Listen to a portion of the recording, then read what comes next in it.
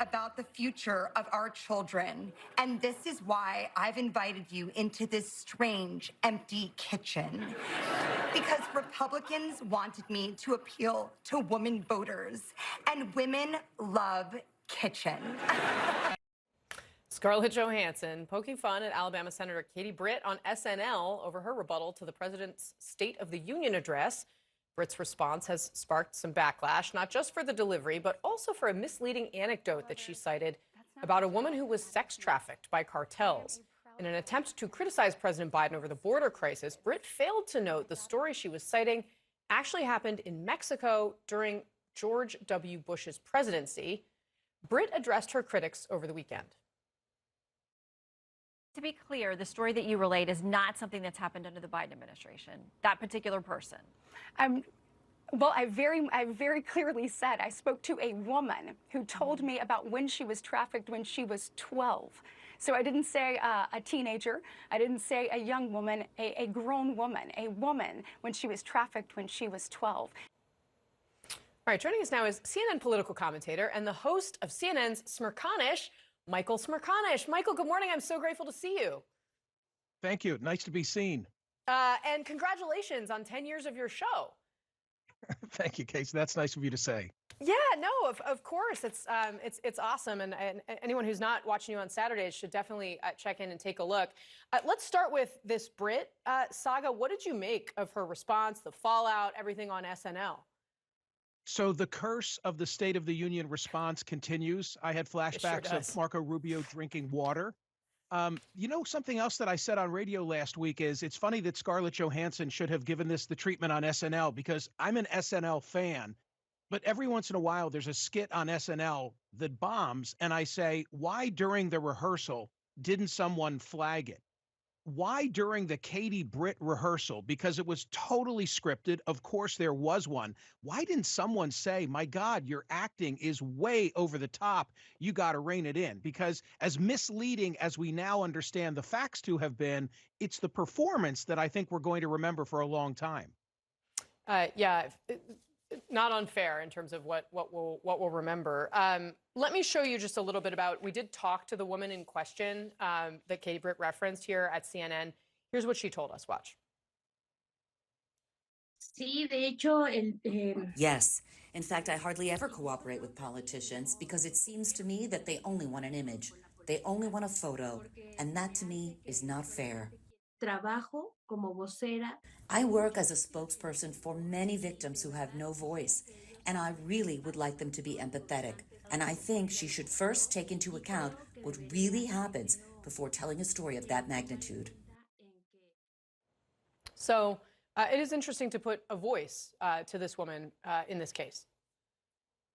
And the fact that the underlying sequence apparently took place on President George W. Bush's watch, to me, was just a reinforcement that there's so much culpability relative to the border to go around. It's not a Republican issue. It's not a Democratic issue. It's an issue for all of them. And it just hasn't been solved on anybody's watch.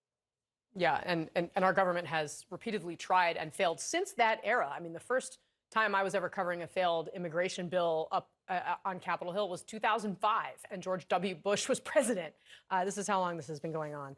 The other thing that stuck out to me, Michael, in terms of what happened over the weekend was an interview Nancy Mace did on ABC with George Stephanopoulos. I want to play a clip.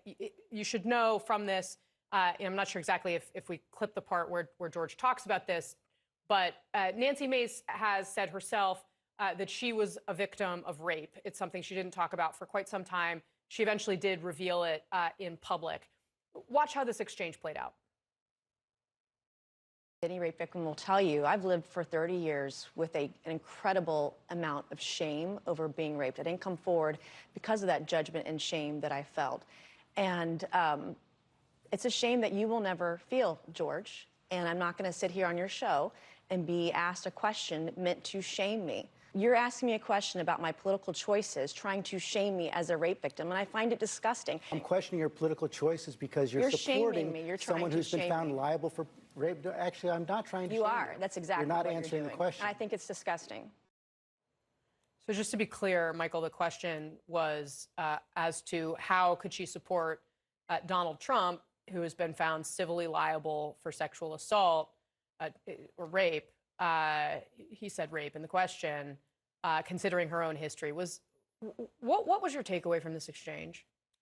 Okay, well, I appreciate the fact that you were much more precise than was George Stephanopoulos, because I watched it, and then early this morning I pulled the verdict slip. I have it in my hand. He wasn't found to have raped Jean Carroll. It was sexual abuse that he was found civilly responsible for. By the way, if you're differentiating between rape and civil and sexual abuse, like, you're losing. None of these are a good thing. Let's acknowledge that. Thank you for that. So I thought that the way in which the question was asked was imprecise, and I thought that she was evasive. Of course, I'm sympathetic to her as a rape victim, but despite the fact that she's a rape victim, she should have answered the question he was asking, which is, how can you, of all people, be comfortable supporting him, given the outcome of this case? Here's the thing where I get hung up on it, though, Michael, and I think this is what she was trying to say, is that just because she happens to be the victim of rape doesn't mean that she needs to let that victimhood define her and her future choices, regardless of what anybody else thinks about how she should feel about someone who commits those kinds of crimes, right? Like, do you think it should be, okay to let the rapist have that kind of power over her future life?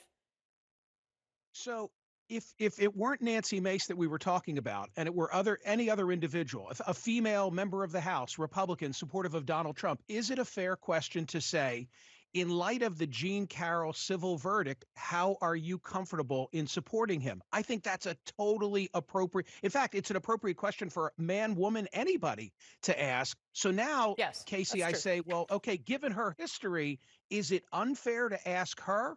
I don't think that it is. I don't think she gets a pass from asking the question because of her unfortunate history. Yeah. Well, I mean, I think it's just the fact that it was put in those terms, like, as a rape victim, how could you? But fair enough. Right. I take your point. And Michael, I'm so grateful to have you on the show. I really appreciate you making time for us. I hope you'll come back. Casey, it's nice of you to say.